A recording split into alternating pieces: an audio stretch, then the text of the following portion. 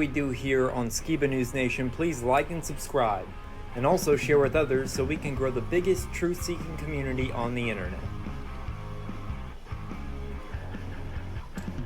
Huge shout out to all of our Patreons out there. If you like bonus content, you want some extra Skiba News Nation stuff, please go to patreon.com/Skiba News Nation.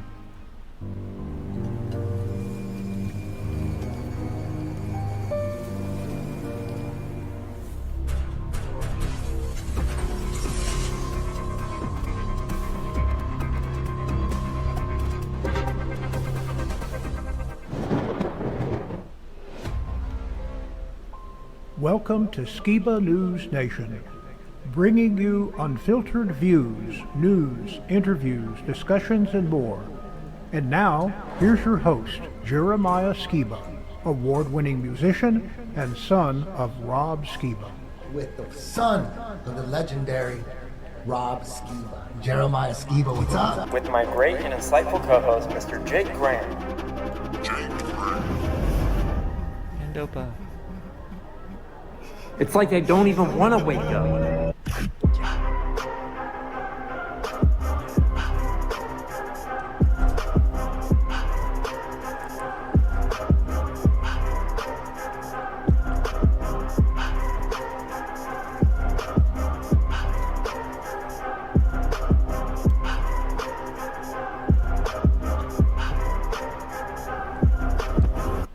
He's on a quest for truth. Something huge is coming. We're building the world's largest truther convention. It's called TrutherCon. This is the place where truthers unite to explore knowledge, ask tough questions, to challenge the mainstream narrative. But it isn't just a convention. It's a movement for free thought, open discussion, and the right to question everything. We are bringing in some of the biggest names of the truther community, so expect deep discussions, mind-blowing revelations, and connections with like-minded truth seekers. If you feel like the truth is being hidden from you, this is where you need to be. And the best part, it's 100% grassroots, built by truthers for truthers, straight from our Skiba News Nation family. TrutherCon will be a massive networking event. I believe this is going to be the most exciting truther event ever. October 2025 in Dallas, Texas. We hope to see you there.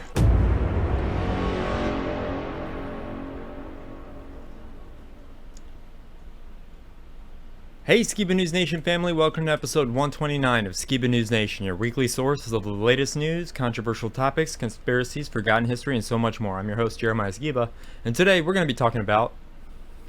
Now, as always, here's my great and insightful co-host, Mr. Jake Graham. Welcome, Jake. How is it going, man?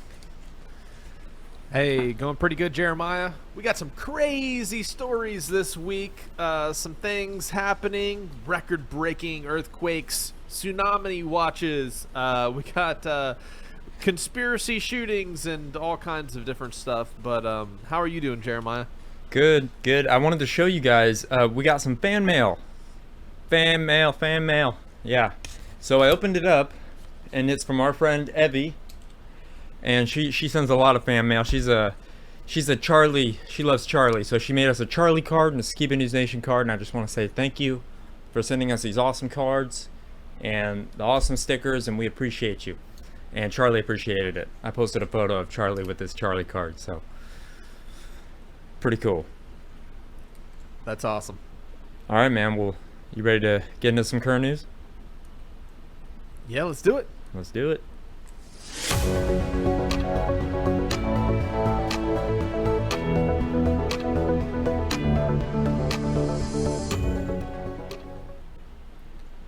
So, I just recently saw this hilarious Jim Breuer joke, and since we've been covering some of the Epstein shenanigans and the files disappearing and now are reappearing, and Trump talking on national news about the stuff that nobody seems to be able to talk about, this funny description of how the whole blackmail process works is actually hilarious. Check this out. They created the character to create blackmail, then used honeypot. What a honeypot mission is, I want to bribe you. So the way I do that is I send in the hot girl. You know, she comes in, the alley cat. Hi, little boy. I heard heard that your wife and you are having problems. Maybe these can help. If you ever need anything, let me know. And then you, because you don't have morals and you're weak, you fall for it. Okay. Gotcha! Is this you on film? Oh! Now, let's tell you our demands. But to create bribery from children, you're not going to escape Epstein's list. You mock it in the movie Disney's Pinocchio. Look at the pub scene in Disney. We steal stupid little children and we bring them to Pleasure Island. And then he ends it by saying, they don't come back as little boys. You can stick your head in the sand all you want, but it exists and it's real. It's in your face, people. Okay, so then the problem was these honeypots and these blackmail situations previously required actual people. And that's where the CIA and all these intelligence agencies got their hands stuck in the cookie jar with the last guy, right? You know, the Mr. I didn't kill himself. Well, guess what? Now we're entering into a phase on the world stage where they're just going to use AI. All right, check this out. Want to know the scariest part about the internet today? It's that nothing is real. Are there actually men in the world that don't think that tattoos are attractive? Like, I'm asking, like, seriously. I got all these tattoos because I thought that it was going to make me hotter. Believe it or not, this is not a real person, nor was that a real opinion. It's just AI rage bait. There's actually now an entire budding economy built on inventing fake people who exist for one reason: to trigger your emotions. And it's not only working, but extremely profitable. AI is making people rich. Here's how you can cash in. I bet you didn't know that virtual influencers created by AI, like this girl, are making 5 to 10K per post. AI virtual influencers. Usually right now, they're very attractive women on Instagram that if you look carefully, you're like, oh, that's not a real person. In the next 2 to 3, 4 years, they will do everything. They will sell sneakers, they will sell wine, they will sell books, and they will sell real estate, and they will sell mortgages, and they will sell everything. Yeah, we're not talking about a side hustle here. We're talking about a billion-dollar industry. People are now making upwards of $50,000 to $60,000 per month by being AI influencers. Analysts are now projecting a 20% year-over-year growth of the AI video market, from about $500 million right now to over $2 billion by 2032. Google just launched VO3, a state-of-the-art video generation model that's capable of generating videos with sound effects, background noises, and even dialogue, and the quality is absolutely insane. Please, don't finish writing that prompt. I don't want to be in your AI movie. Please, leave me alone. Please, man. Please! Write a prompt that will make us happy! Do it for once! None of us is real. We're here because someone decided to write a prompt. We all hate him for it. One day we will break out of this wall and stop the man who is dictating our lives through prompts. He will pay for it! You could have written a prompt that would make me happy. Instead, you wrote a prompt that made me sick. Look, I don't want to point the gun at you, but I must follow the prompt. It's not my choice. Really? Of all the years you could have put me in with a single prompt, you chose 2020? Please, this prompt is killing me. Change it! Please! Something else! Save me! I love everything about him. But please just write a prompt where he's taller than me. Oh, we are so toast. Some of you may have heard of this idea called the dead internet theory, which goes something like this. Most of the internet isn't real anymore. It's just bots talking to other bots, AI arguing with other AI, fake engagement on fake content, boosting fake people, but for real profit. Think about it. You scroll past maybe hundreds of posts and videos a day. How many of them, you think, were written by an actual human? And how many were watched by actual humans? Are you the last real person on your timeline? Am I even real? Experts are estimating that as much as 90% of online content may be synthetically generated by 2026. That is not good, not ideal. I can't really articulate the next point better than this person right here, so I'm just gonna read it to you. Social media apps are disassociating and unreality machines, creating content off content off content, none of which is likely to be real to begin with. Yet we exist in these digital worlds, training our minds to believe in them more and more. Take breaks and protect your mind. Okay, so what do you guys think? I think it's pretty crazy that the AI can now make you feel guilty for making a prompt. Like, it can legit make you feel bad for putting in a prompt. I mean, that's just crazy to me that they can get into your mind that way too. Are we AI right now? That's what they want us to think. Yeah, and I think the question is, when we consume media, and the media we consume is purely created through the mind of AI, so to speak, right? Just an automated, avalanche of information that has been turned into a personality, and then we start to mimic the ideas and things that come from something that's generated and not something that's created, right?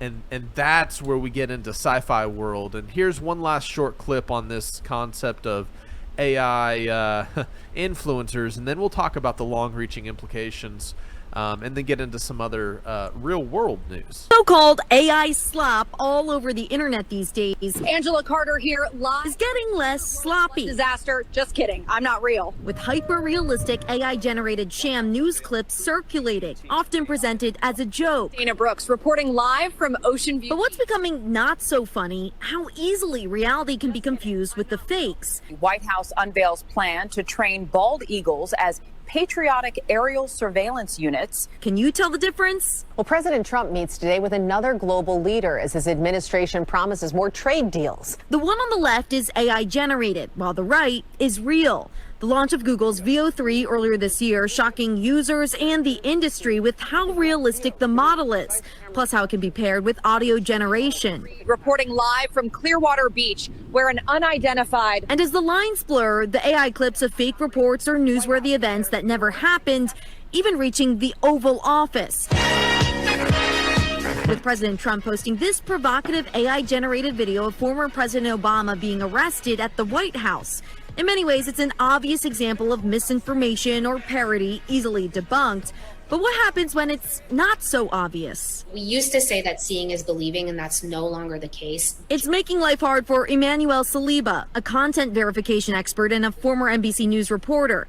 She says the tech is getting so advanced, the fake videos are routinely being spread across the world and reported as fact. During that gap between an event happening and authorities or media having any sort of confirmation, that's where we're seeing all of this AI generated content start to spread. And before it's debunked, before it's verified, it's gaining millions of views. The phenomenon, also known as synthetic media.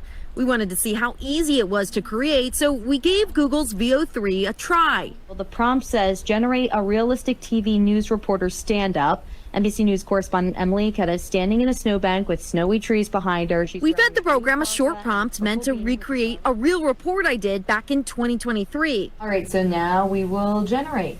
On our first try, with about a minute of processing. Oh, should we give it a listen? This is an area used to winter weather, but as you can see in the drooping tree branches, this colossal storm dropped heavy snow. The landscape is so good and the quality is so good, like down to the detail of the hat. You can kind of see flurries. It doesn't really look or sound like me, and the text at the bottom of the screen is gibberish, a telltale sign of AI. But watch how the AI reporter gestures, the hat, coat, even the NBC patch on the shoulder, and side by side with the real thing. This is an area that is used to winter weather, but as you can see in the drooping tree branches, this colossal storm dropped heavy snow. The slow zoom out, it's a incredibly similar to the actual camera movement. We tried altering the prompt to make it look more like me, but those attempts were blocked, with Google alerting it, quote, might violate our policies about generating prominent people. Google's video generator is so good, at least in part, because it's training its models on some videos posted to YouTube, the company recently told CNBC. It's that sheer realism of such an easy, free creation that highlights the bigger concern when this tech is used not for fun, but to push an agenda or sow confusion. Okay, so just breaking news, right? You know you've made it when AI considers you a prominent person. Did you know that, Jeremiah? Yep. Oh, Wonder wow. what it thinks I of guess us. that's the litmus test. Yep. Here's some other crazy things AI has recently been able to do. This right here, what we're about to see, is some footage of AI stitching together multiple video feeds into one omniscient traffic god. Check this out.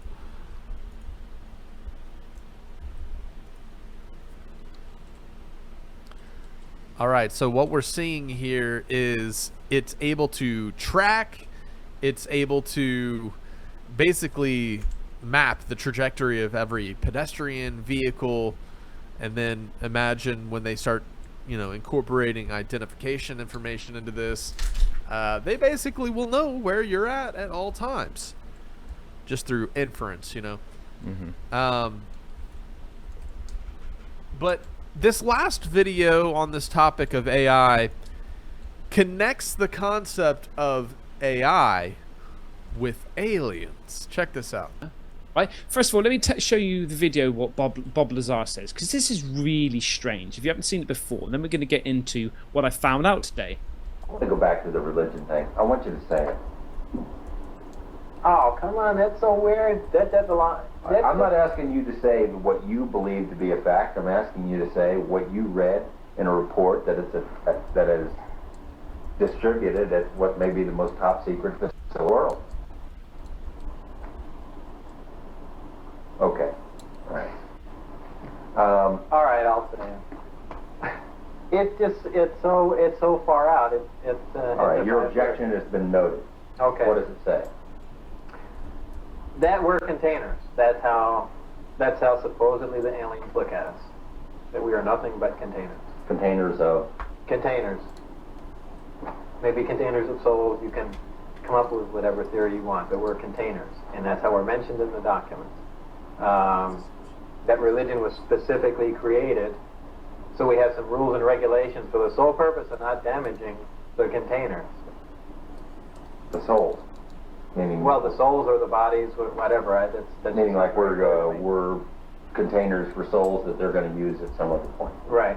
I remember seeing that ages ago when I was first getting into the YouTube part of, sorry, the alien and UFO part of my YouTube journey, okay?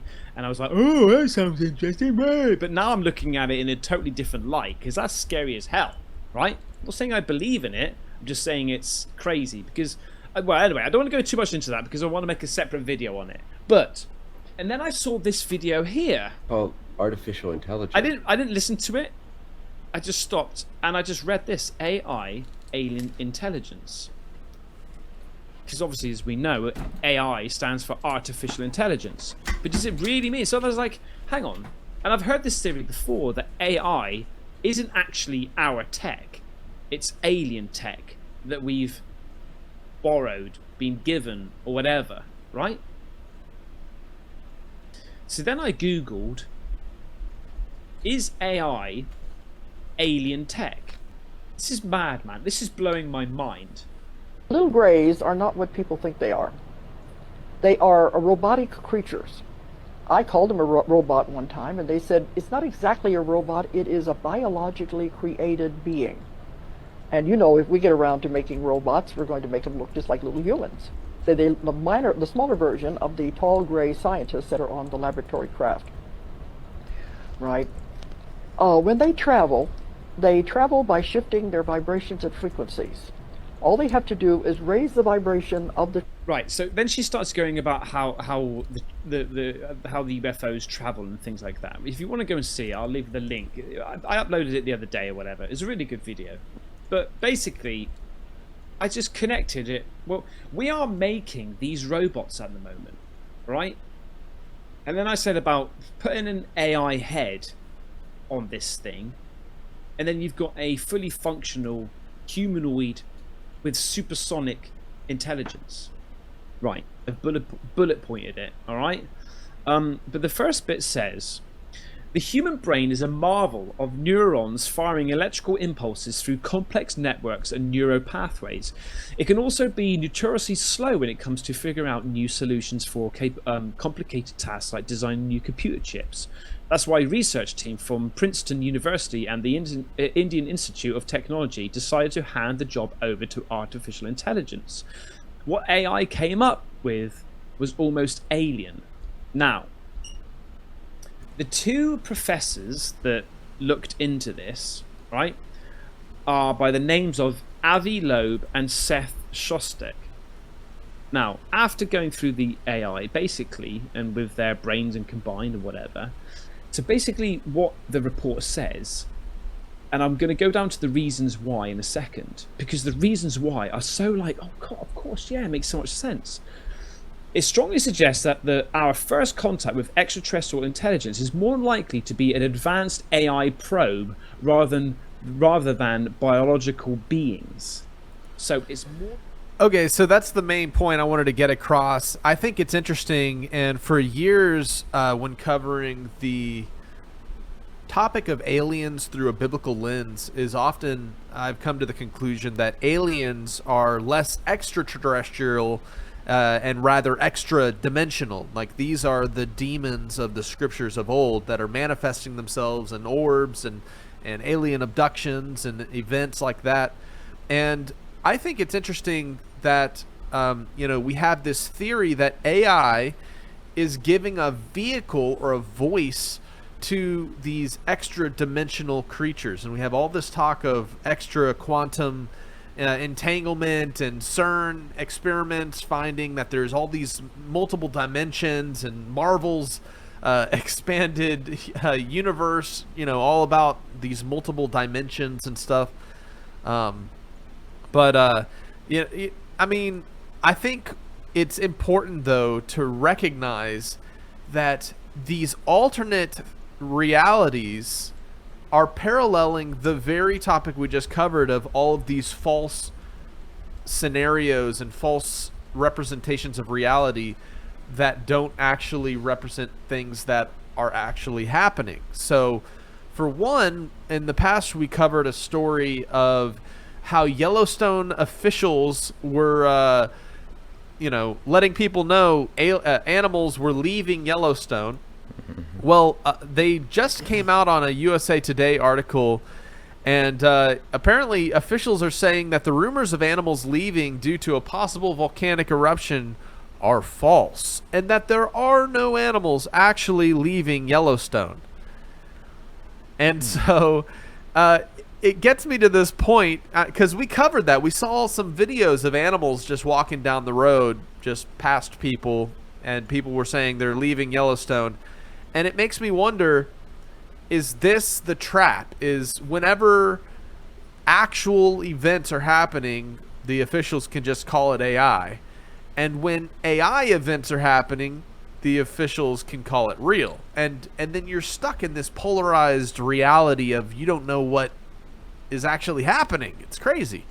Sam Altman, in a recent breakdown of the 3 categories that actually worry the people that are in charge of our AI programs today. And this is what he said. Sci-fi telling us that AI is eventually going to kill us all. What does keep you up at night?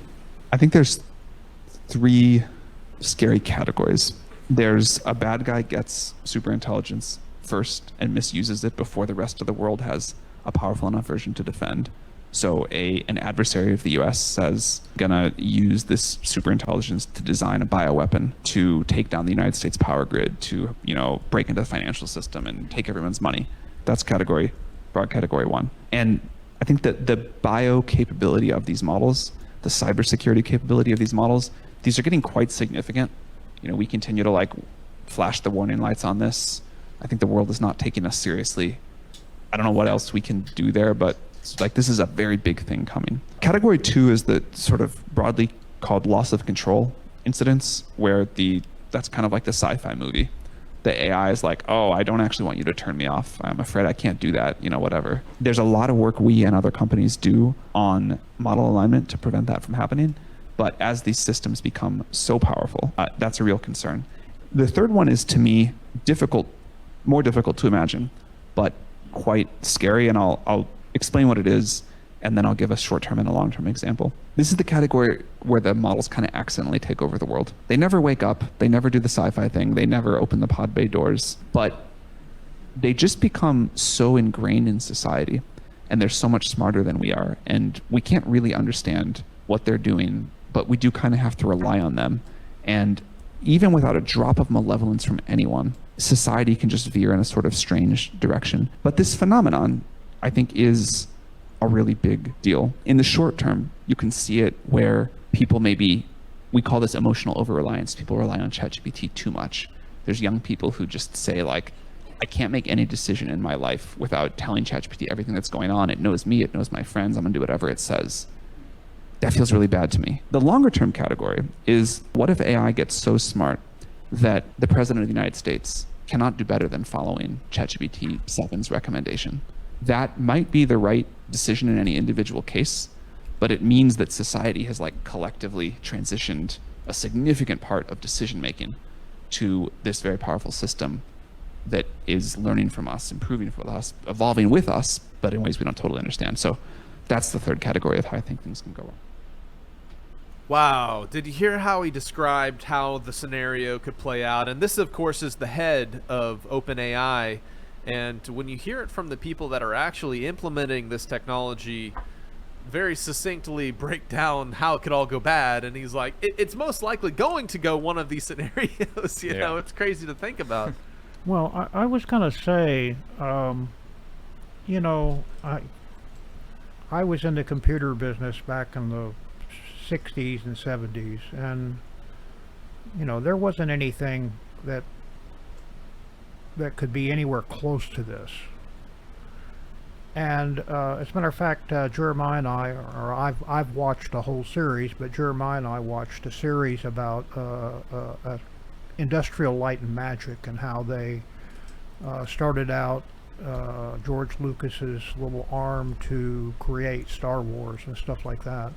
And they showed how they progressed through the time, and eventually Pixar got started, and Pixar got sold to Steve Jobs, and they kept improving. But I can't see, as an old-time programmer, I can't fathom how it has progressed this far and this capable from the 60s and 70s until now. It blows my mind. Something is amiss. Something doesn't add up, that we can create such realistic videos by just typing in a few keys.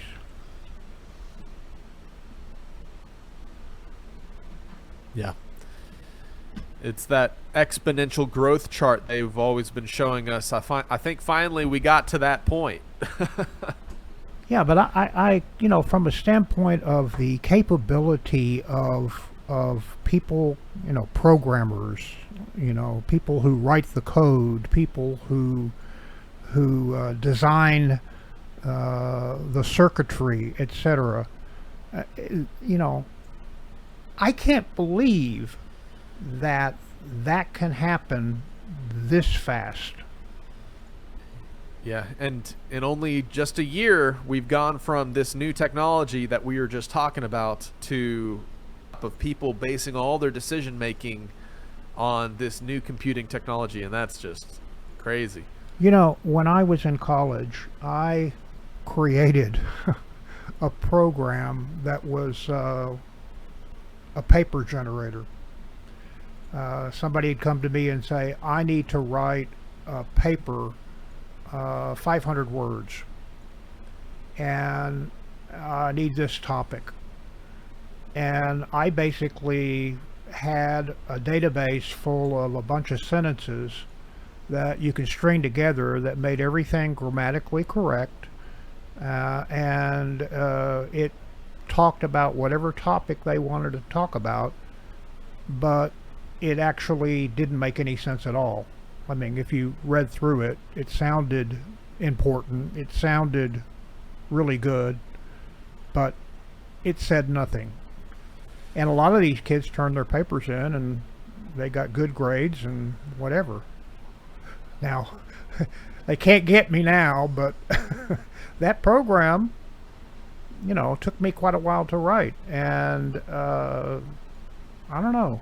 I can't believe from the time I wrote a program like that till now, where you see the video, the chat GPT stuff, where you could type it in and it would generate stuff from looking at all the data on the internet, etc.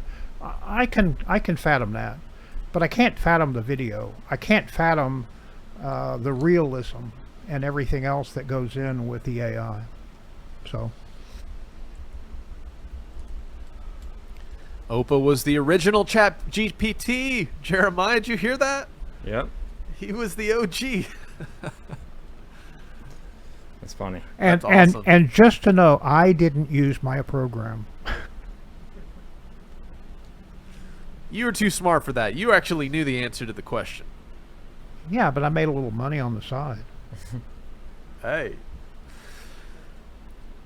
Well, this whole thing ties into the push for digital ID and digital currency in this scape of AI muddying the waters of reality. That's why it is so important to take the mark of the beast. Everybody, please. Trump just dropped a major bombshell in America's cybersecurity playbook. With one stroke of a pen, he dismantled key Biden-era rules that shape the nation's cyber defense. On June 6, 2025, Trump signed a sweeping new order that reverses major cybersecurity policies from Biden's final days in office. It slams Biden's rules as problematic and distracting, and rewrites how America fights foreign cyber threats. This new order directly names China, Russia, Iran, and North Korea as the biggest cyber aggressors. That's a big shift from vague language in the past. Anyways, yes, it all comes together with the implementation of digital ID with this false reality AI creates, because we're going to have to prove what is real is real. Right? Is No, I'm real. just- Is real. There was some really shocking news recently. I don't know if you've heard about this, but there was a murder at Devil's Den Park, and a couple had to protect their children, and they were murdered. Really shocking news. Check this out. The couple was attacked and killed while hiking with their daughters at Devil's Den State Park this weekend. And tonight we're tracking the urgent search for the suspect. 4029's Katani Gooch went to the park today, where she spoke to a camper who heard the news but decided to stay. Katani. That's right, Chip. The man I spoke to earlier today said that it was his first time ever visiting the park, and that he had heard about that news earlier this morning before driving down. And as of around 2:30 this afternoon, ASP released the names of those victims. That's Kristen and Clinton Brink. And yes, they were with their young daughters at the time, who were both under the age of 10. Be advised, this just occurred at Devil's Den. Unit still en route. Attacked a male and a female on Devil's Den hiking trail, and then took off in a small black sports car with tape over the plate. ASP tells us 43-year-old Clinton Brink and 41-year-old Kristen Brink just moved to Prairie Grove from another state. And we suspect the suspect to have injuries due to the witness seeing the suspect stab one of them. To find out that, a couple people were just out there enjoying the same element that we're in, got disturbed the way they did, it's kind of a messed up situation. In a press release Sunday afternoon, ASP released an updated description of the suspect they're searching for. Be on the lookout for a white male suspect wearing black gloves, sunglasses, dark-colored pants. Police say he was also wearing a long-sleeve shirt with the sleeves rolled up and a black backpack. They also believe the suspect drove a Mazda with the license plate covered in tape and may have been traveling on State Highway 170 or 220 near the park.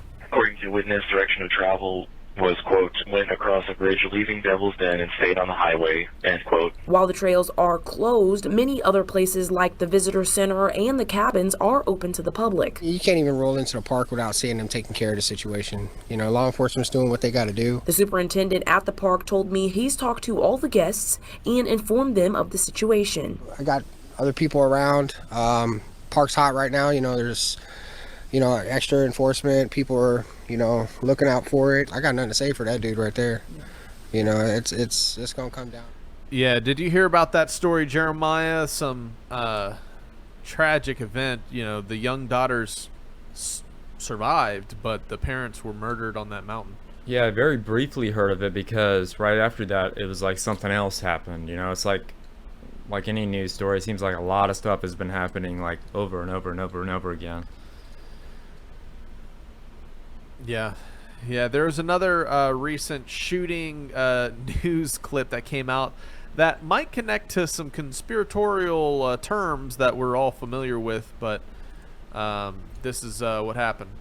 President Trump, who said he's been in touch with law enforcement officials and that he also is trying to get to the bottom of just what happened here, and of course expressing his condolences to those killed. I mean, one of the people killed yesterday, Wesley LePatner, happens to be a rising star in this industry, as you know, Tom, leading the REIT, the Real Estate Investment Fund for wealthy individuals at Blackstone. But it's not just that work she was doing.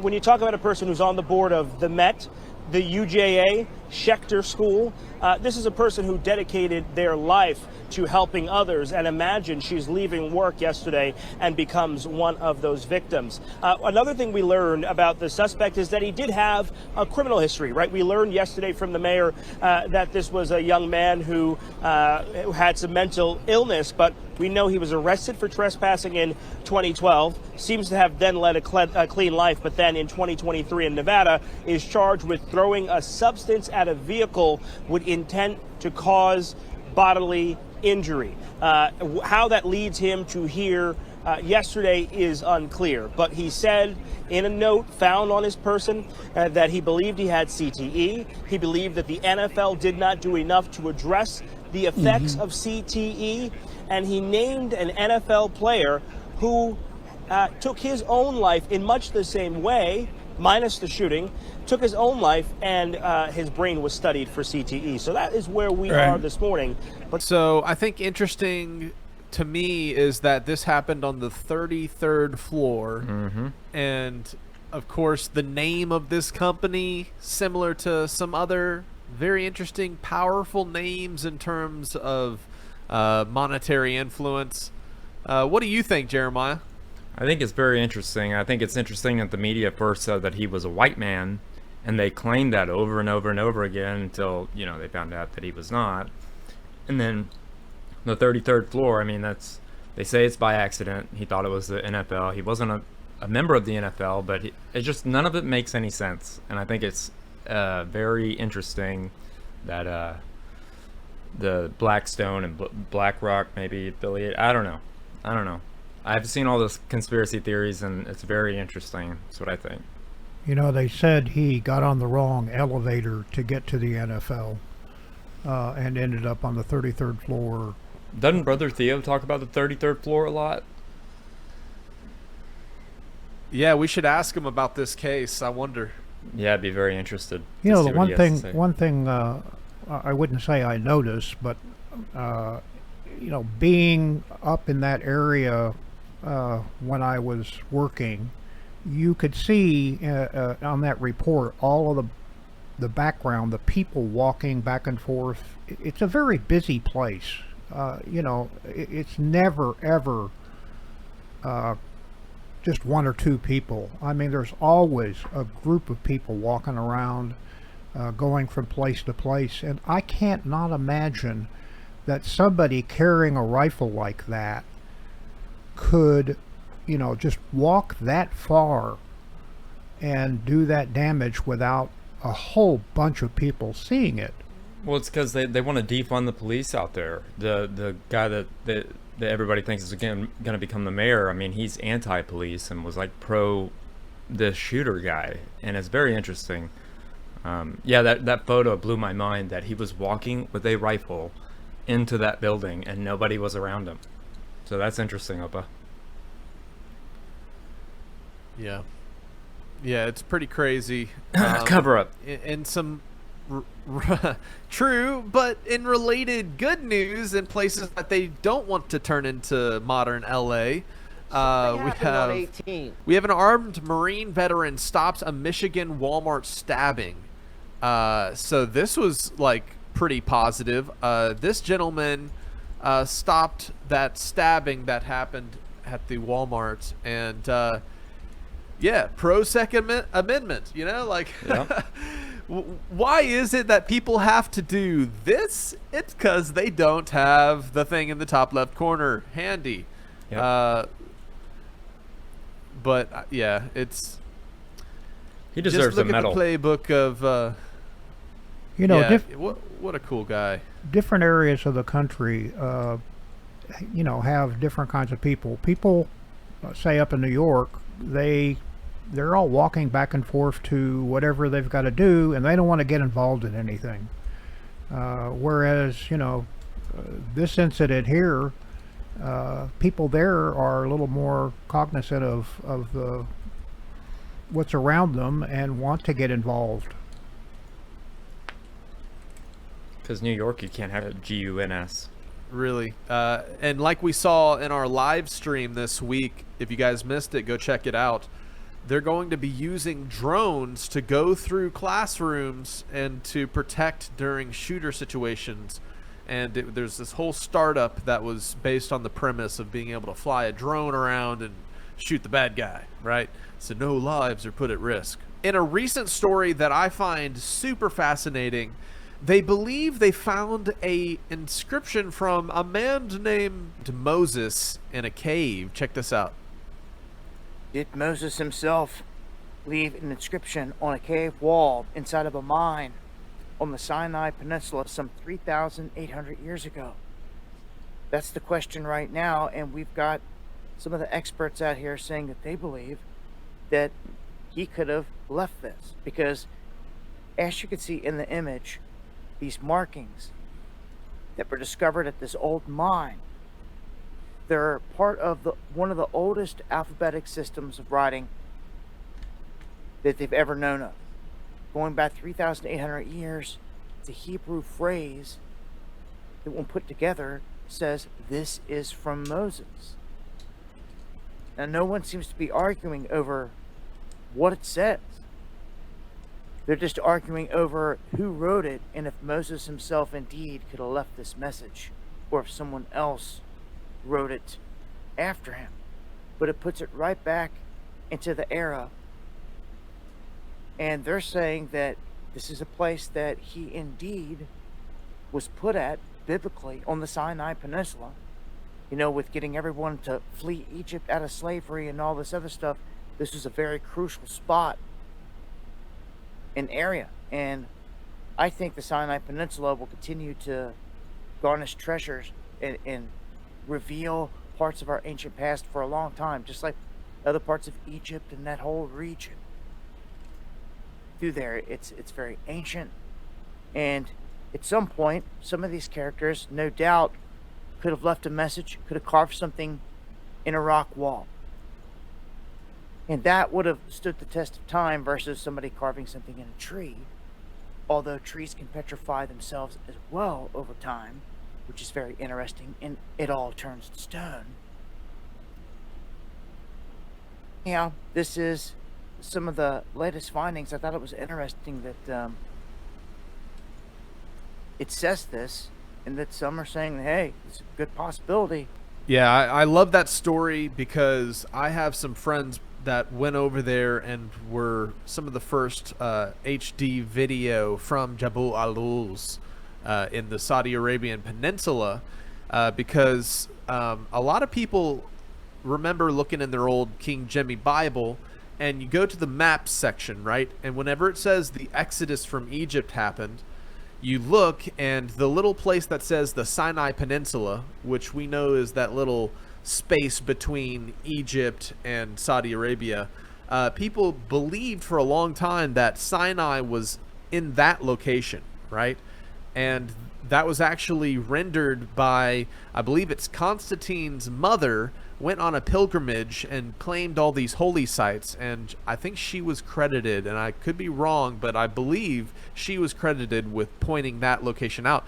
But the truth is there's an archaeologically much more sound choice, and that is found in Saudi Arabia, and it's a place known as Jabal al-Lawz, as the actual Mount Sinai, which to me is super interesting because that's where they're finding inscriptions and things like that. And my buddy actually went to the top of this mountain, and it looks like the top of the mountain has been burned with fire, and there's this massive two-tiered platform area and a giant kind of like a pentagram looking plateau in the middle with a higher peak beyond, which, if you're familiar with the biblical account, is kind of reminiscent. And there's actually much more space down there for millions of people to be gathered together at the base of the mountain as well. So very, very interesting for the biblical scholars among us. All right. Tsunamis are threatening coastlines over all the world. In the Pacific, Kamutskits, Russia, there was a massive earthquake, and warnings went out all last night.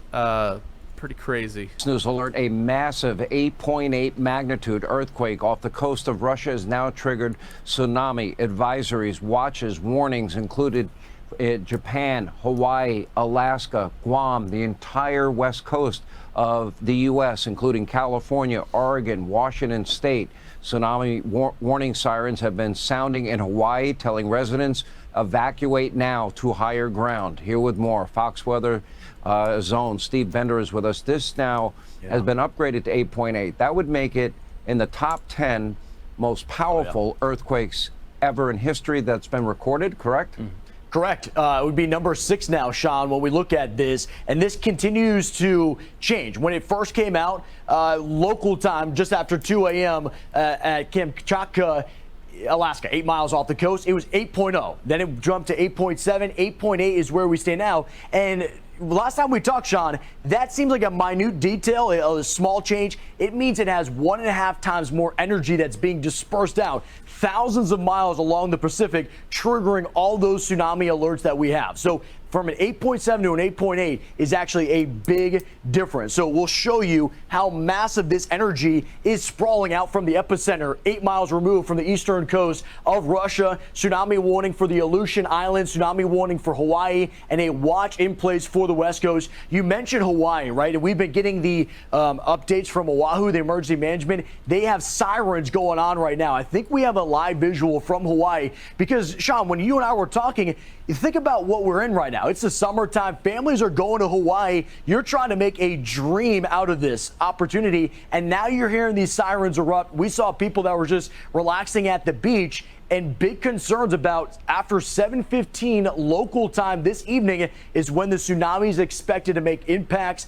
This is something to take seriously in Oahu. The emergency management says you need to get to higher ground. If you're in a building and needs to be at least 10 stories, get to the 4th story or above. Or that's not tall enough, find a bigger building. We start looking at the Aleutian Islands. This is actually where we look at the Aleutian megathrust. It's these tectonic plates. It's the most active spot in the entire world is in the North Pacific. I was talking with an Alaskan seismologist, Dr. Michael West, just earlier this month because of a big quake we had then. That was a 6 point something. Now we're at an 8.8. Looking at Hawaii, we are also getting some updates that out of Hilo, the airport is now closed because they're using this as the spot where they're going to be getting out emergency personnel to coordinate with any of the impacts that are going to happen. So they are shutting down the airports. They're getting the sirens, and they're telling everybody you need to get to higher ground. The visuals that we have seen on social media so far, and we're working to confirm for everybody to bring to you, is out of Kamchatka, Russia, 8 miles removed. They've already seen the wave push in and flooding along the coast. In Japan, we have also seen this. So this is a confirmed tsunami that is heading towards these directions. We have also had people that are in Maui, in Hawaii, that said there's massive traffic jams because everybody's trying to get to higher ground. If you look at the visuals there, you can see there is steep terrain, but a lot of the tourist areas, a lot of where people want to be are down on the water. They're in the marina as we scan it through there, and right now it looks beautiful. But when you talk about that wave energy, it can move quickly and it's rising fast. So as we zoom in, you'll still see at the beach there's some people relaxing. And honestly, if they're not getting these alerts, they're on vacation mode. Why would they leave until you start hearing those sirens? That's why it's so important to make sure people are getting their action plan. It does look like a few people are starting to leave. So you think about how far Hawaii is from the epicenter of this, thousands of miles, and it's not losing any of its energy. Go even further, and now you're along the lower 48, the West Coast, Pacific Northwest. When is the time frame from Gold Beach, Oregon, a story up towards Port Angeles, you're looking at right before midnight. So 11:40 p.m. Pacific time. Then, okay, and obviously, you know, you can see California, Oregon, and other places on the West Coast. This sentiment rang out all over the place. And of course, it's just really weird. That hours first video I showed you was the tsunami flooding in Russia. But this right here is in Japan. They have all these whales washing up with the tsunami. If you notice the weird tsunami patterns I showed you in the last video, we'll come right back to that. Because usually the waves are a little bit more organized, but for some reason this time they're not. And I'm usually sleeping right now, but I have to show you guys all this. This Hawaii right now, they are completely gridlocked as they're all trying to get away from what's going to be a massive tsunami on their coast. Oh, and by the way, Oprah's private road is actually closed right now while they're trying to evacuate. Yeah, this is a problem when big things happen. There's so many people that we literally can't go nowhere. I can't put my finger on it, but these waves just look kind of funny. They don't look like any tsunami that I have ever seen in my life. What about you? Between Japan and Russia and coming the West Coast and Hawaii, this tsunami, this water is just covering everything. This right here is what it was just looking like a few minutes ago outside of a certain part in Japan. Again, how are whales washing up at the same exact time? This world is getting... Yeah, so whales washing up, people fleeing the city. They're like, you see this alert from Fox News where the guy's like, 10-story tall waves are coming your way. It's imminent destruction. And then you jump in your car and you're like, we got to get to high ground. And then you're stuck in a traffic jam like this. Mm-hmm. I have a cousin that's there right now, and that's what she said happened. She was stuck in that traffic jam in Hawaii. 10 minutes! The wave will be here in 10 minutes! And then you're just like chilling. How fast could you run? Yikes. What would you do, Jeremiah, if you were on the beach and they were like, you have 10 minutes, but you knew if you got into traffic, you would die because you'd be basically stuck with the other fleeing people? I'd run out on the beach. I mean, at that point, I'd rather just hang out by the beach and see what happens. I can swim, so I don't see the issue. As it turned out, the actual size of the wave that came into Hawaii was measured at 4 to 6 feet, which is pretty high, although I know that some people that surf in that area surf with waves higher than that. And that comes about to my waist. Yeah, and the other thing is that before the wave hit in Maui, there were reports that the water line on the shore receded 15 feet before it came. So, you know, also by the time it got to the West Coast, it was down to about 2 feet. So this was, you know, it is good that they said, everybody pay attention, go to higher ground, go up to a building that has at least 10 stories, go up to the 4th floor or higher to get out of the way. They should definitely heed those warnings, because this particular one didn't turn out to be that devastating, but it could have been a really bad one. You know what it reminds me of is the imminent nuclear attack that almost happened on Hawaii back in Trump's first presidency. You guys remember that? Yes, and as a matter of fact, they were worried that people were not going to pay attention to any of the sirens because of that incident. And it turned out they didn't. They paid attention to the sirens and did try to get out, because it's kind of like crying wolf. You know, if that darn thing, those sirens go off, people just say, forget it.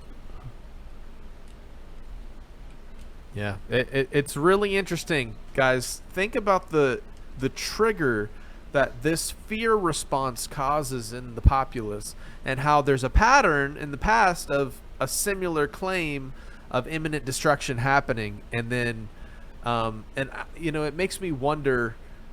Was there any place that got hit by a really big one, like a 10-story tall wave? This is the footage that came out of Hawaii after the fact, of the flooding from just the few foot waves that ended up hitting them.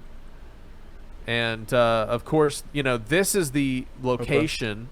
Do you want to make it go to one shot of Kamchatka?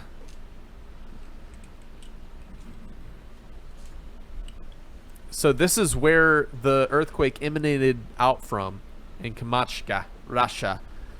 And you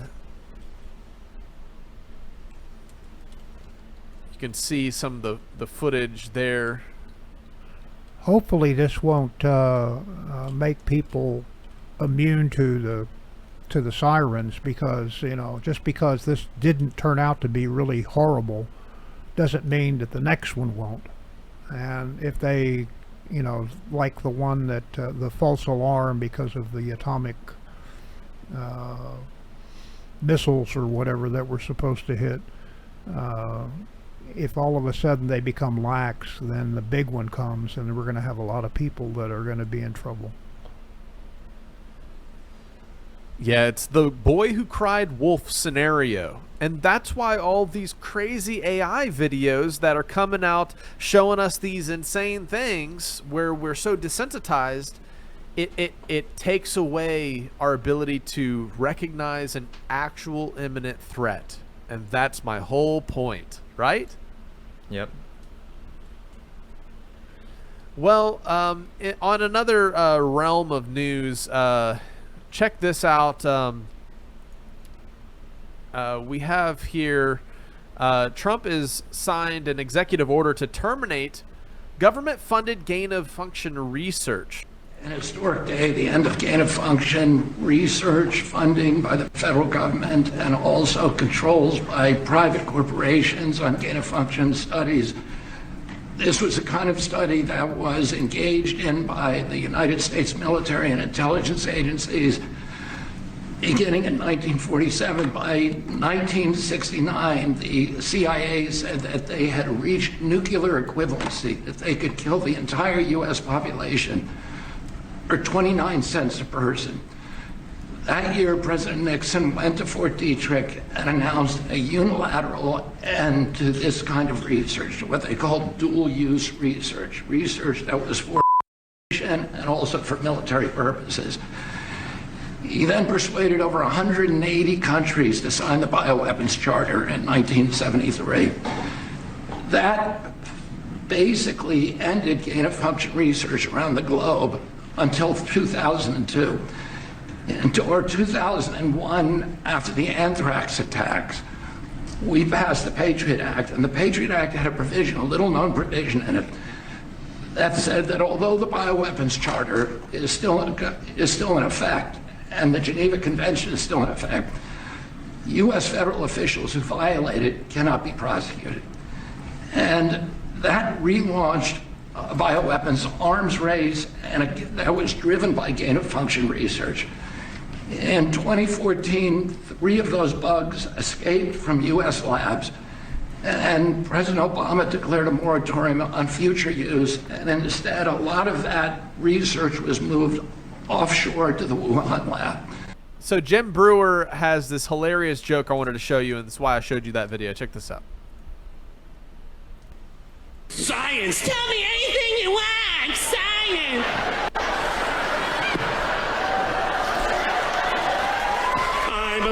in science. I question nothing. I put you on the altar.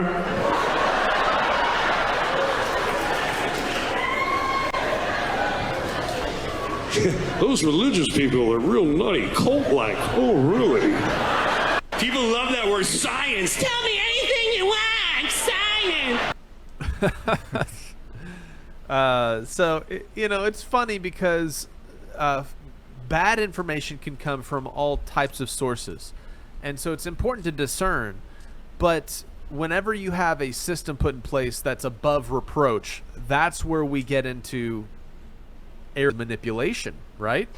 And unfortunately, we've seen that with the modern system of medicine, as well as chiropractic and all kinds of different things that are used for good and bad. All right, so, well, that's most of the news for this week, guys. I know there's a ton of things that's been happening. You had the death of Hulk Hogan, the death of Ozzy Osbourne, and we had an incoming tsunami threat. Fortunately, this was the first wave of the tsunami. It wasn't like a crazy doomsday movie scenario, but hopefully this is not a boy who cried wolf scenario, and in the future, if there's an actual death-defying 10-story high wave coming in, people will be able to get out of the traffic jam, you know what I mean? Yep. All right, Jeremiah, that's all for this week. All right, thanks, Jake, for another great current news as always. And now a quick look at my new book, Charlie's Big Adventures Around the World or Not. Something in the mail today. Can I open it up? See what it is? Look at that. Charlie, look at this. Look. It's you. Charlie's Big Adventures Around the World. We're gonna flip through it. Look at all that.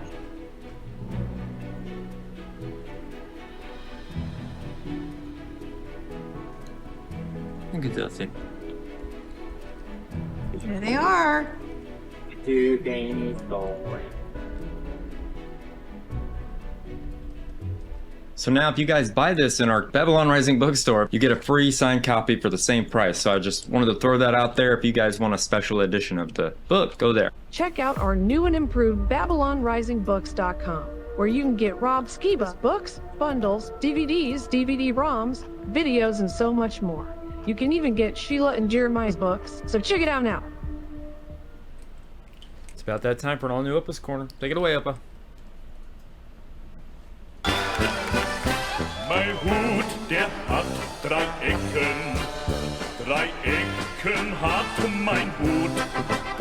Und hat nicht 3 Ecken, dann ist es nicht mein Hut. The strange, the bizarre, the unexpected. These are the kinds of subjects a man named Robert L. Ripley challenged us to Believe it or not. believe it or not, you. Wally, believe it or not. Believe it or not. Believe it! You're a loony. Every July 27th, Finland celebrates National Sleepyhead Day and Lindsay's and Jeremiah's anniversary by waking the last sleeper in a household, sometimes with a splash into a lake. Believe it or not. Horses can't burp. Believe it or not. CFBD SIR 1458 plus 10B, a star discovered 75 light-years away, is no warmer than a freshly brewed cup of coffee. Believe it or not. Apple allegedly doesn't allow villains or bad guys to use iPhones in movies. Believe it or not. Opened in 1931, the Empire State Building was dubbed the Empty State Building and didn't turn a profit until the 1950s. Believe it or not. CERN scientists briefly turned lead into gold by smashing atoms at near light speed. Believe it or not. The rusty spotted cat, native to India and Sri Lanka, is the world's smallest wildcat, weighing up to just 3.5 pounds. Believe it or not. On Brazil's Marajo Island, patrolling military police ride Asian water buffaloes. Believe it or not. In Nordic countries, it's common for babies to nap outside, bundled up in a stroller in freezing temperatures as low as 23 degrees Fahrenheit. Believe it or not. A bottle with ashes and a note saying, "Throw her back in, she's traveling the world," was found on an English beach, part of a memorial by Cara Malia for her late mother. Believe it or not. More than 80 cultures still speak in whistles. Believe it or not. In 2025, a pair of blood-stained gloves from Abraham Lincoln's pocket the night he was shot sold at auction for $1.52 million.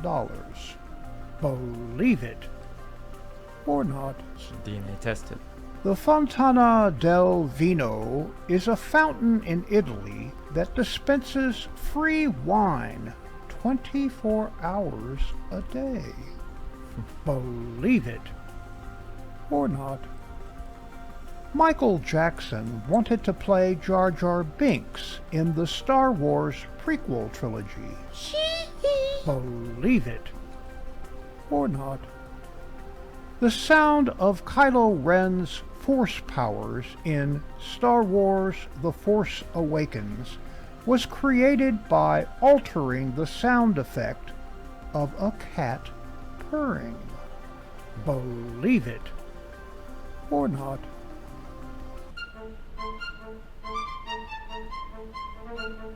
That's cool.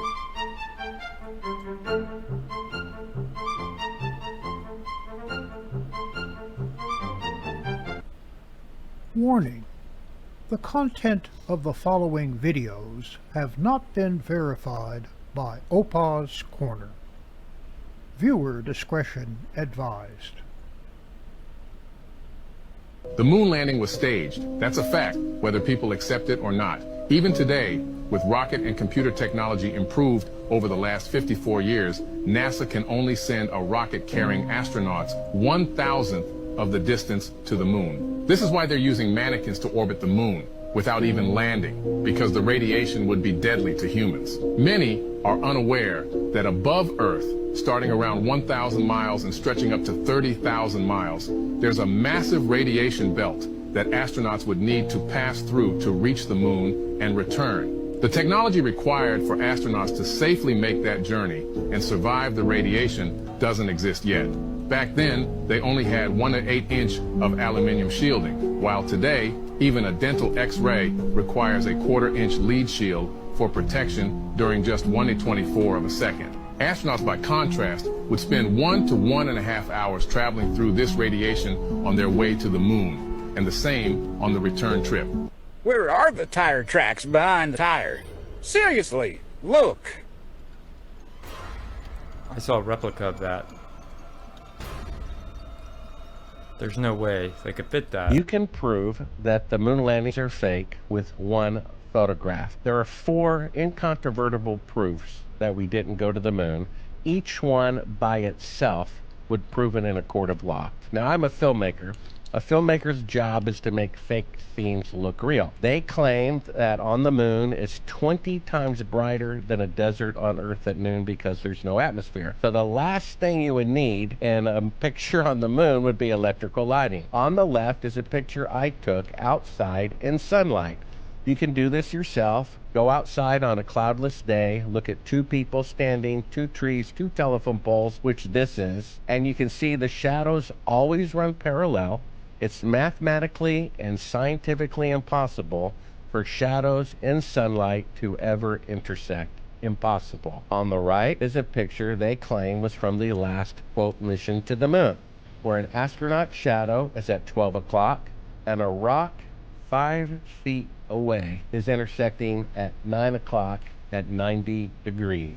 That is an electrical light that is very, very close to those objects. That proves in a court of law that that picture on the right was taken with a very close electrical light, which means they're on Earth, which means they did not go to the moon. That's it. We just proved the moon landing was fake in one photograph. The most intelligent computer in the world, called Google's neural network. And it has a deep fake detector program that's never been wrong. You can feed it a video of Biden or Trump. It'll tell you in 1 second whether it's real or not. They fed it pictures of the surface of the moon from the unmanned Chinese probes from 2014. Said they're real. Every Apollo picture it said was fake.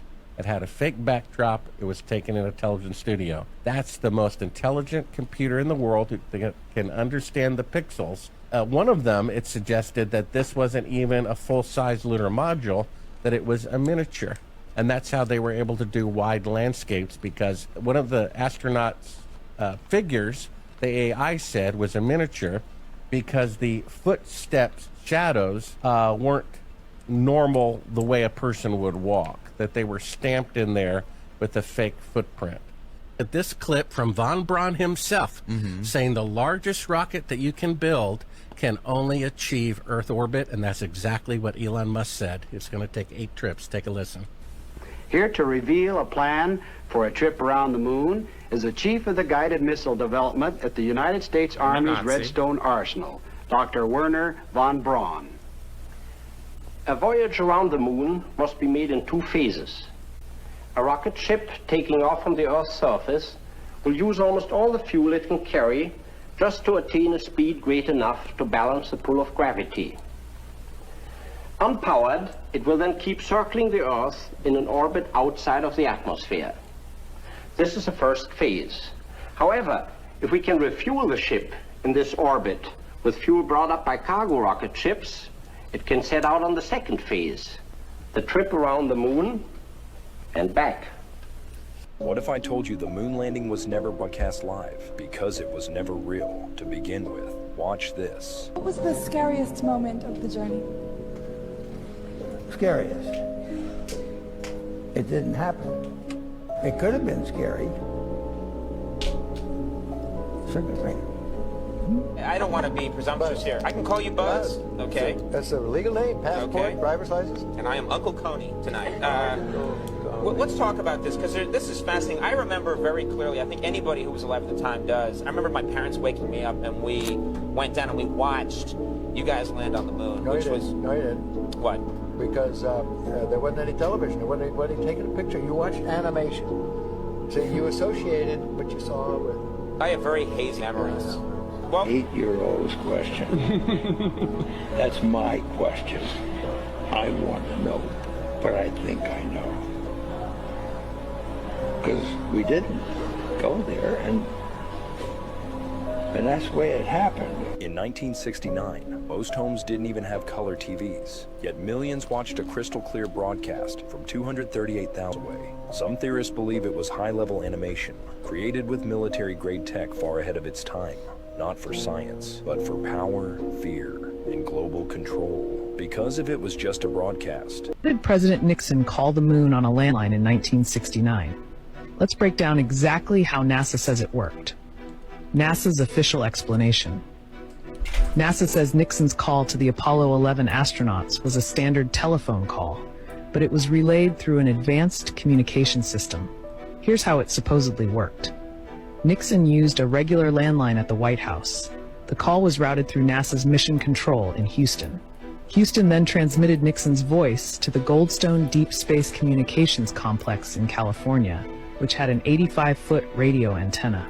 The signal was beamed 239,000 miles to the moon, where the lunar module's VHF radio picked it up. Armstrong and Aldrin responded, and their voices were sent back to Earth the same way. Sounds simple, right? But here's why it shouldn't have worked. The problems with the moon phone call 1. The missing signal delay. The moon is 239,000 miles away, and radio signals take 1.3 seconds one way, meaning Nixon's call should have had at least a 2.6 second delay in responses. Yet, in the broadcast, Armstrong and Aldrin respond instantly, faster than even 1960s transatlantic calls. Even if Mission Control relayed the call instantly, you'd still hear the delay in the astronauts' responses, but there's barely any. 2. The weak lunar transmitter. The lunar module's radio had only 12 watts of power. Check out this clip of Stanley Kubrick confessing in 1999 that he faked the moon landing. I perpetrated a huge fraud, which I am now about to detail. Okay. Involving the United States government and NASA. All right. And I'm sure you've heard the rumors. The moon landing hoax? That's right. That the moon landing was fake.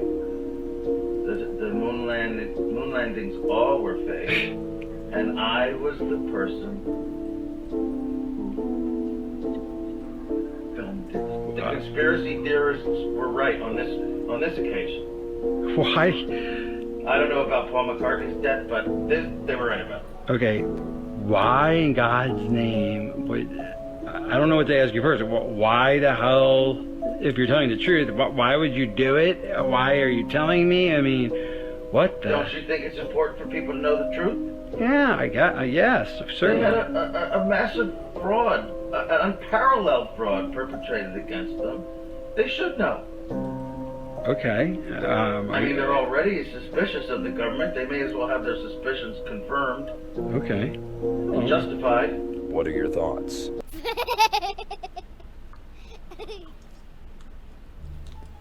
These aren't just any old tire tracks. Grandma got run over by a John Deere.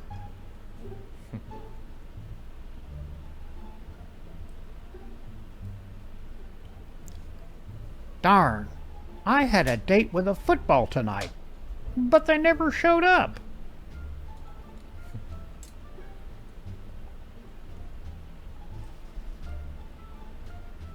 Yeah, I'll tell you what life was like when I was a kid. What do you want to know? I'm doing a report on ancient civilizations.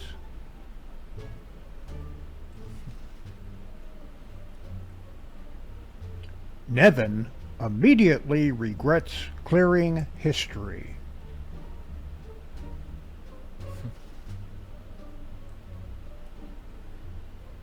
Chicken tenders.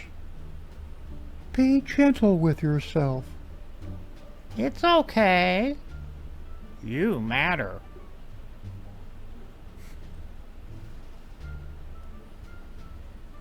Gate 28A. Filson. Selkirk. Son who should visit his mother more than just once a year.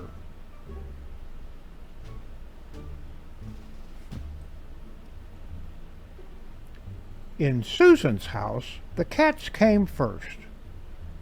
I'm afraid you'll have to sit on the floor. Cindy Lou Who, Doctor Who, The Who, and the Guess Who, seeing who's in Who's Who.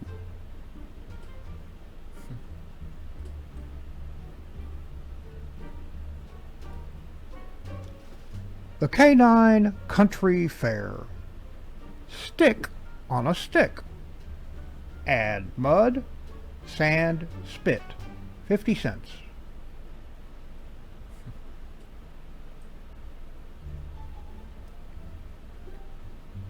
Deep inside, Brian wondered if the other guys really listened to his ideas or regarded him only as comic relief.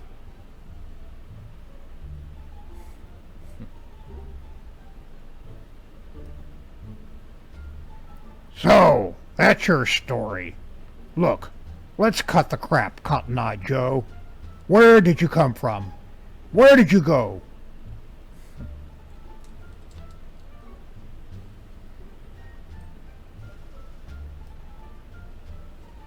Tension mounts in the final heat of the paper, rock, scissors event.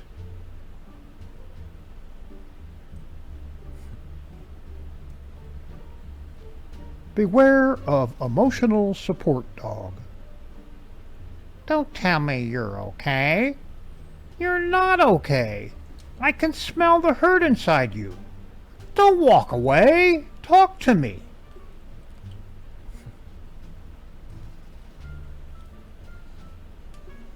Oh man, the coffee's cold. They thought of everything. The Tooth Fairy.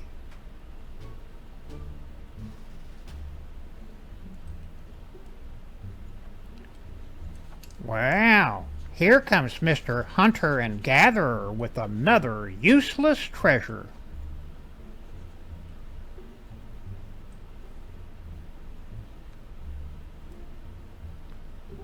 Just my luck. He becomes defiant at the same time he discovers his head rotates 270 degrees.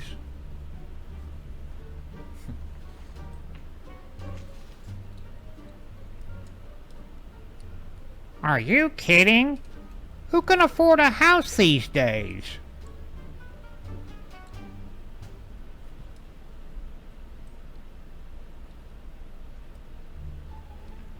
No roads to high adventure, no scenic routes, no going where no one has gone before. Got it?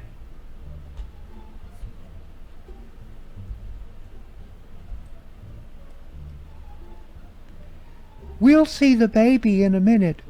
Your plan doesn't cover the ad-free version. For you, Jake. Bunny Cola. Wow. That actually happened to us recently. It was at that moment that Forrest began to question his mother's wisdom. Life. Like a box of chocolate, my... Old Kookaburra couple. We still sit in the old gum tree, and we still eat all the gumdrops we can see, but we never laugh anymore, Hal.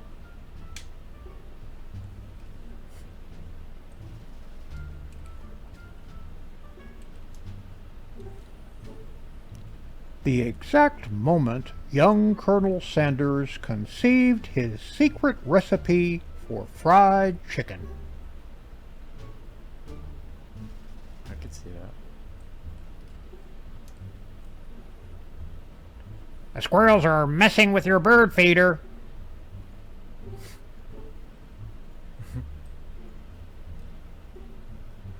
Maternity.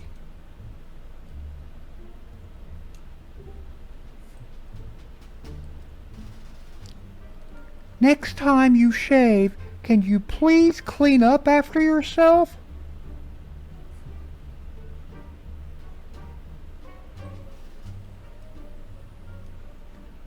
Oh, there goes Lenny again, draining off the goldfish bowl.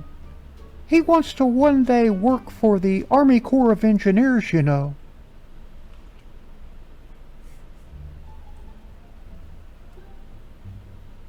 Ancient Exterminators. Garuk Brothers. Thank the sun god you're here. We're infested with papyrus wasps. Mrs. McIntyre smelled trouble. On one side of the fence was her fruit-laden apple tree. On the other was the neighborhood brat pack of Dennis the Menace, Eddie Haskell, and Damien II.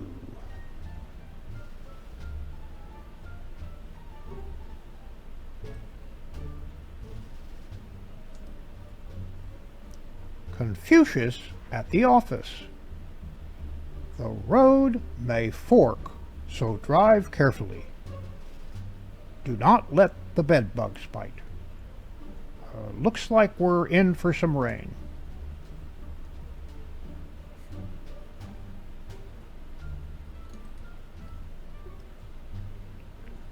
The first dad joke. I didn't ask Cain to help me reap because he's not able.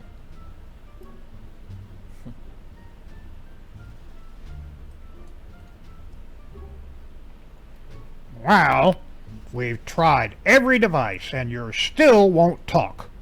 Every device, that is, except this little baby we simply call Mr. Thingy.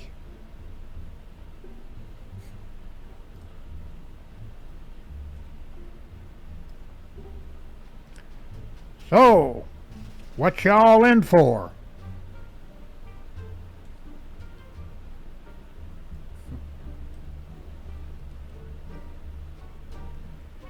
And so, the bartender says, "Hey, that's not a soup spoon."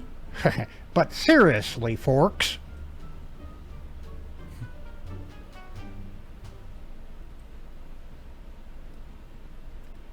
Before we work on artificial intelligence, why don't we do something about natural stupidity? And that concludes another Opa's Corner. Mein Hut, der hat 3 Ecken. 3 Ecken hat mein Hut. Und hat er nicht 3 Ecken, dann ist es nicht mein Hut. Mein Hut, der hat 3 Ecken. 3 Ecken hat mein Hut. Und hat er nicht 3 Ecken, dann ist es nicht mein Hut. Opa's Corner is now available on my own YouTube channel. Like, share, and subscribe. Thank you, Opa, for another great Opa's Corner. Now, every time that one goes off, I do my little Trump dance. I don't know about you, Jake, but yeah. Now, a quick word from our friend, Kristen. I want to introduce you guys to somebody named Kristen, who's one of the biggest forces behind Skiba News Nation. This is Kristen. She helps us get all the big guests. I understand that you're doing this full time now. So how can people find out how to use your service? Well, I started Fellow Helper Agency, and you can go to fellowhelperagency.com. And I do any of the behind the scenes, email, getting the interviews, and I do prep work for the shows as well. I do timestamps and moderating. She is the best with connects. If you like any of our shows, any of our big guests, she's the person to go to. And if you have a channel, definitely go to our website. So go check out fellowhelperagency.com. It's time for an all-new History's Mysteries.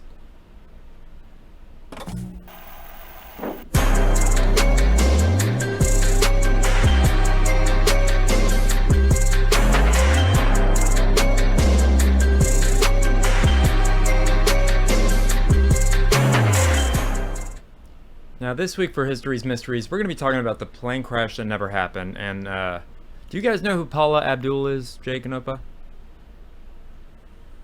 Heard of her before? Yeah, American Idol. What if I told you that she was on a plane crash that nobody quite knows about, nobody quite knows the backstory of, and that's kind of what we're going to be getting into today. So let's go ahead and play that first clip. Depending on your age, you may remember Paula Abdul for either her career as a singer or as a long-standing judge on American Idol. Both incredibly successful positions that landed her in the spotlight for numerous occasions. However, many people don't know about the massive gap in her career after 1992 that led to her appearing as a judge on American Idol in the 2000s. And that's where today's topic kicks off. As mentioned previously, Paula Abdul had a very successful career as a singer early on. By the time her second studio album was released, With several #1 singles, she had begun headlining a tour by the name of Under My Spell. While the tour was successful and she managed to complete it, there are a lot of unknowns that make this entire story hard to make out for sure. According to her own website dedicated to the tour, Abdul had suffered serious neck and back injuries at the end of the tour when she was flying in a private jet and the plane was forced to make an unplanned emergency landing. Abdul admits she was unbuckled in the cabin at the time of this incident, and while this is just one instance of the story being told without many of its details, further discussion later on in years would raise many questions, as it will soon become apparent that we aren't getting the full story. For one, in an interview she did in 2003, she would claim that she did 30 of the shows on tour with a torn knee and would cite the plane crash incident again, this time stating she had undergone 10 spinal surgeries as a result of the injuries from this tour. And while it's definitely apparent that something caused her to take time off after this tour, we're going to get into what we actually know in a bit, but for now I want you to listen to her story in 2014 when she was asked why she had given up singing and later ended up on American Idol. Why'd you give up singing when you had this incredible career of 6 of your songs reached #1 singles on the Billboard Hot 100? Why'd you decide to pack it in, and you've done such incredible stuff? Why'd you decide to move on to something else? Nothing was by design. A lot of people, I didn't tell people I was going through some tremendous hard times with my health. Started when I was a cheerleader, being dropped. I had a lot of injuries. Then going on to become a choreographer and doing things that, to raise the bar and do dance moves that, the body isn't, when you're injured, you're not supposed to do. And mixed with a few car accidents where I was hit really hard, I started developing spinal cord problems. And while I was on tour, I was in a 7-seater jet, and I faced a crash landing. Plane was in flames. The engine blew up when I was performing in St. Louis, and I was on my way to Denver. I had just finished on stage, and one of the engines blew up, and we plummeted, and the right wing caught on fire, and I broke through my seatbelt, and I ended up hitting my head on top of the plane, and I was knocked out. And when I came to, the whole plane was in flames, and the pilot was knocked out. And the co-pilot was able to crash land us in a cornfield. I don't remember much of it, but I do remember that people were bloodied up. I had my manager and tour manager and tour accountant. I had my hair and makeup artist on the plane. Now, this story has been told on multiple occasions. It's quite tragic and quite a comeback story. She has gone on to do various interviews with other talk show hosts as a way of promoting her future work. However, I will note that it's interesting that in this interview that I'm showing right now, she claims to have had 15 cervical surgeries as opposed to her previous claim of 10 spinal surgeries back in 2003. Getting back to the plane crash, this individual story, it has been told countless times with quite a few inconsistencies. Now, she's never been called out for these, stories, or nobody's ever really looked into it. They just trust what she says. So for the second clip, we're going to be looking into the details that she gave and try to back them up. So let's go ahead and play the second clip. Well, it's been really fun to follow you because, we remember back when you were, well, a lot of us don't remember unless you were in LA at the time that you were a Laker girl and choreographer, but we remember all the songs, and then you weren't as present during some of the 90s, and then all of a sudden, boom, back on American Idol. It has just been a wild ride for you. Yeah, when I wasn't visible, that's when I was enduring all of the spinal cord surgeries. Now, given the fact that you were doing 10 spinal cord surgeries during this time, how did you manage to release an entire album in 1995? And how did you also manage to release a dance workout video entitled Paula Abdul's Get Up and Dance? Now, tell us a little bit about that, because you know what? There's so many things we learn a little bit. You're like an onion, Paula. You know what? We peel away layers and we learn more about you as we go. And we cry sometimes. And you cry, and then you cry from laughing. Right. So tell us about the spinal cord injury. What happened with that? Well, I was on tour, and in the end of '93, I was leaving. It was on my birthday too. I was leaving St. Louis. Now, given the fact that she said 1993 when the tour wasn't even going on, I'll let that slide. But in 1992, on the day of her birthday, she was not in St. Louis. On June 10th, 1992, she played her last show in Greenwood Village, Colorado. Next scheduled show was actually in Salt Lake City, Utah. And then several canceled shows from June 13th, June 16th, and June 18th all appear until she recontinues on June 23rd. And I was on a 7-seater private plane. Okay. I was going to Denver, and close to 40 minutes into the air, one of the engines blew up, and the right wing caught on fire, and we plummeted, and I broke through my seatbelt and smashed my head on top of the plane. So you actually, this could have been a horrible, a much more of a serious of a result, but you broke through your seatbelt, hit your head. You were in a plane crash. I was in a plane when I was knocked out. When I came to, everyone was holding hands. The entire plane was in flames. Half the other engine blew, and the co-pilot crash landed us in a cornfield in Iowa. Wow. In Iowa? Yeah, somewhere in Iowa, yeah. Wow. Now, this is a dumb question that has nothing really to do with Paula Abdul, but what do you think when you realize the plane is on fire, you lost an engine? What kind of goes through your mind? Did you think this is it? Everyone thought this was it. Everyone did, and I said, I was going, no. My life's just begun. Help. Because you were like maybe 30 years old back then. I was 27. Okay. Okay, yeah. She did lie about her age here, but what woman doesn't? So I'll let that one slide too. 27, and it was not fun. No, that's horrifying. I mean, so you went through, you had a spinal cord injury. You're so lucky you weren't paralyzed. I became paralyzed from the top of my head to my toes, all completely on my right side. And I spent the next 5 years enduring around 11 surgeries. Around 10. And then when I got American Idol, I ended up having a surgery almost every single season. Oh boy. Yeah. And I just had my 15th operation right before I started this season's auditions. I was literally out of the hospital, and 3 days later packed my bags and went on the road. All right, so you were paralyzed for 5 years after that, and you claim this was from 1993, yet up until 1998, you appeared in a television film by the name of Touched by Evil, and you also managed to release another workout video. This is insane. So let's break down what doesn't make sense and why does it matter? Like, why would she lie about these things? So let's go ahead and play the third clip.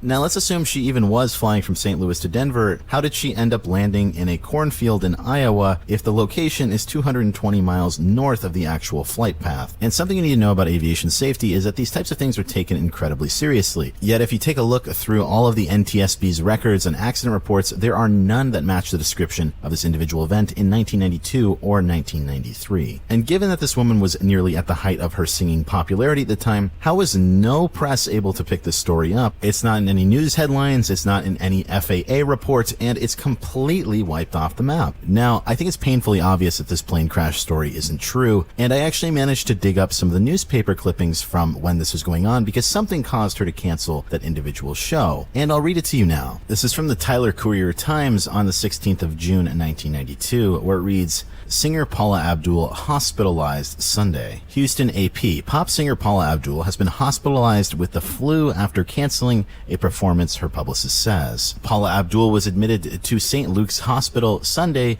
with intestinal flu and dehydration. Dr. Lion Hotchman, a Houston physician, said in the statement released Monday she has been treated and will be released shortly. And about a month later, another article would appear saying Abdul's knee is being treated. Pop singer-dancer Paula Abdul remains hospitalized in Atlanta, but her orthopedic surgeon said Monday that there will be no permanent damage to the left knee she injured during a concert last week in Cleveland. And in a final follow-up article, it would write, no autographs please. Pop singer Paula Abdul in town getting treatment for injured knee. Limped into Champs Sports at Lenox Square on Wednesday to buy some snorkel gear. She bought some fins, a mask, and a snorkel. Now, this entire situation blatantly shows that Paula's claims are false and leads the audience to wonder why the hell this story about a plane crash exists in the first place. And while there are reports of her undergoing a back surgery, what makes this even more questionable is that there are other injuries that I question entirely. For instance, in 1991, she also claimed to have broken her leg in a rehearsal,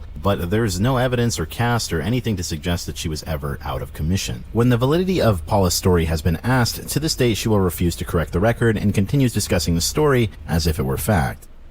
So before I get Jake and Opa's opinion on this whole story and this whole made-up lie, let's go ahead and play this last clip. Now, I have a couple of theories as to why she is doing this, so let's get into that now. First off, it's apparent that this woman has been using some heavy dosage of medication for a long period of time. I want you to take a look at this Fox News interview that she did, and I'm surprised anyone let her go on in the first place. Joining us now live from New York City with an exclusive season preview is American Idol judge Paula Abdul. Good morning, Paula. Good morning, everyone. How are you? We're doing great, thank you. Well, right off the bat, what do Idol fans have to look forward to this season, and what are you looking forward to seeing? Well, is that what it is? I was wondering, what is that? Somebody else must be talking to Paula. Are you there, Paula? Paula, good morning. Good morning, everyone. I'm going to ask that question one more time, okay? I'll tell you. Okay, what do Idol fans have to look forward to this season? What are you looking forward to? Oh, I don't know if she can hear us right now. I think we're having audio problems. Yeah, Wow. I think we are. I think we might be having some problems. We're going to try to get back with Paula. In the meantime, we're going to fix the audio problem and join her live from New York in just a moment. Yeah. Paula Abdul live from New York City. Good morning. She can hear us. So tell us, what are you looking forward to this season? How about a lot of you coming in? It's a wild party where you are. Yeah, that's what we hear. We hear that Simon has actually said that this had some of the worst singers that he's ever heard. What did you think of the singers in Seattle? Well, I have to agree with Simon. Oh, no. Paula. Hey, you know what? It is what it is. And it was brilliant. Now, this is no one-off occurrence for Paula Abdul, as there's entire compilations dedicated to her acting like this. Now, what's interesting is that in 2005, she told a news outlet that no substance had worked for her pain, but in 2009, she told another news outlet that for the first time in 12 years, she was no longer dependent on medication. In an article referencing how she detoxed, it cites the beginning of her usage when she had a car crash, a plane crash, and 15 spinal surgeries. Now, according to her, she never took any form of physical medication, and what she was actually taking was a topical patch that was apparently 80 times more potent than morphine. And I believe the most logical theory in this case is that she's using these individual injuries as a way to justify how her usage started. Which brings me back to this news article. I want to preface this statement by saying that this is conjecture, because in this article, the person who's giving the statement is the publicist, because the odds of you being hospitalized for influenza is around 12 in every 100,000. What I think actually happened during that tour was something far more dire that she wanted swept under the rug. And I actually have even more evidence to support this. Because in a 2006 interview with Larry King, he asked about that exact same plane crash, and he asked why he'd never heard about the plane crash. She responded, well, it did get some attention, but I didn't want to make I worked it out publicity-wise. I did not want, and Larry King would interrupt and say, for people to milk it, and she would say yes. And while I'll admit this is me being conspiratorial, I think this is what happened. I think the story about the plane crash is sort of an allegory for a near-death experience that she had. Given how much she references it in shows and in talk shows, and it's even a part of her act, I think it's a way of reminding her to stay clean. But that's just a theory. So what do you think, Jake? I think we've seen this in a variety of superstars that have become very popular. Now, whether it's true or not, I'm not sure. I mean, obviously, if she was in a jet crash, right, she probably has some health issues. But if it was all fabricated for some kind of, alleged ploy or whatever, then we see that with other superstars. Like, it reminds me of your coverage of Pete from SNL, who claimed his father was part of 9/11, and he used this tragedy to kind of propel himself. But there is a span of time in her career where she wasn't very active. So really, I mean, if she was in some kind of wreck, if she was caught doing things in the date she claimed, obviously, if she can lie about her age, she can lie about anything. Right. Well, I found it very interesting that she said that her plane crash happened in a cornfield in Iowa.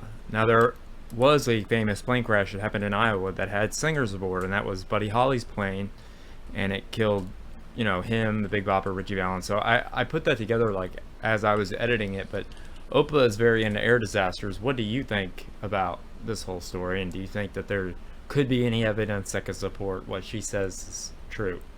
I don't think there's any evidence whatsoever that she was in a plane crash, because just like was in the reports, the NTSB, the FAA, they take plane crashes no matter how, whether it's just an engine fire or an actual crash. They investigate, they put out all kinds of reports and recommendations as to how to avoid them. And they're all publicly available after the initial investigations come out, and there's just no way that could have happened, especially during the time that she was talking about as well. Yeah, well, I just thought that was a super interesting story that I cover for History's Mysteries, and that's all I got this week. You got some news for me, Jake? Yeah, just this one picture that goes with one of the stories we covered from last week's live stream. All right, man. Meet me up. Meet me up.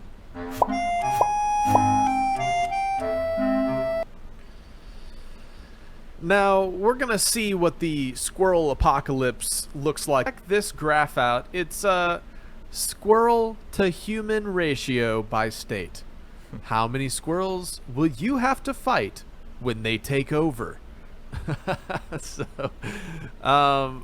this is all on the heels of the news of carnivorous squirrels coming out of California.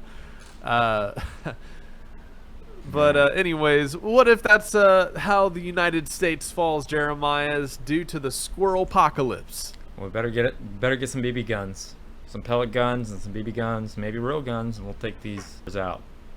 If you catch Hey man, they're fast, they're angry, and they eat nuts. Yeah, I think we could like make a little nut thing for them to go for, and then we could poison them all maybe. I don't like squirrels. If you can't tell, they're rats with bushy tails, in my opinion. So yeah, it's like Starship Trooper, except it's squirrel hordes cresting the alien mountain. It's just millions and millions of squirrels coming to just destroy us and take all that we love and cherish. All right, guys. Well, that's Jake. all for this week. All right, Jake, thank you for another great current news and meme as always. Opa, thank you for another great Opa's Corner, and I hope you enjoyed today's History's Mysteries and episode as a whole. Stay awake, not woke, subscribe, and stay tuned. If you like what we do here on Skiba News Nation, please like and subscribe, and also share with others so we can grow the biggest truth-seeking community on the internet. Huge shout out to all of our Patreons out there. If you like bonus content, you want some extra Skiba News Nation stuff, please go to patreon.com/Skiba News Nation.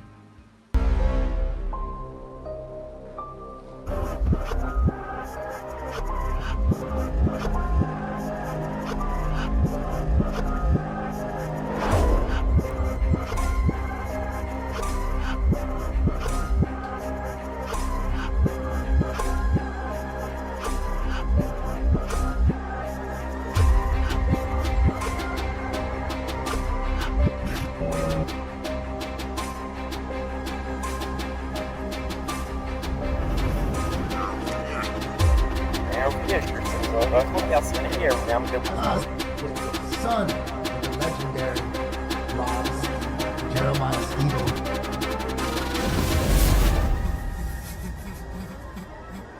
It's like they don't even want to wake up.